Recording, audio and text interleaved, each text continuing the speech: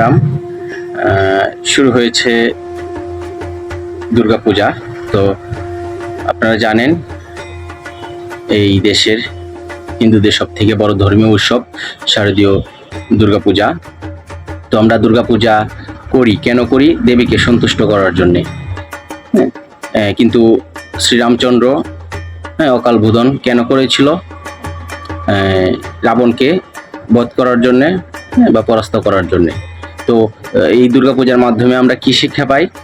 আমরা শিক্ষা পাই যে অপশক্তি, সেই অপশক্তির সাথে লড়াই করে শুভ শক্তিকে বিজয়ী করতে হবে। কারণ দুর্গাপূজার মাধ্যমে আমরা দেখি দেবী দুর্গা অসুরকে বধ করেছে, সেই অসুরের বিরুদ্ধে যুদ্ধ করেছে। এখনো আমরা জানি যে আমাদের সমাজে অসুর রয়েছে।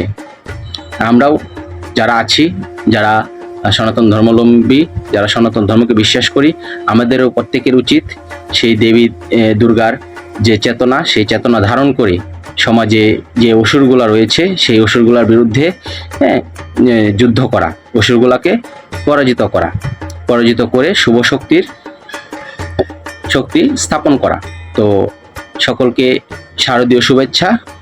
আর সেই দুর্গাপূজার পূর্ণ লগ্নে সবাইকে একটি কথাই বলবো যে আপনারা সকলেই অসুরের বিরুদ্ধে কথা বলুন এবং এই পৃথিবীকে অসুরমুক্ত করুন, এই দেশকে অসুরমুক্ত করুন।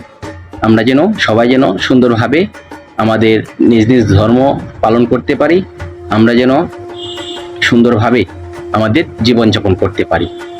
পরিশেষে আবারও সকলকে শারদীয় শুভেচ্ছা। জয় মা দুর্গা।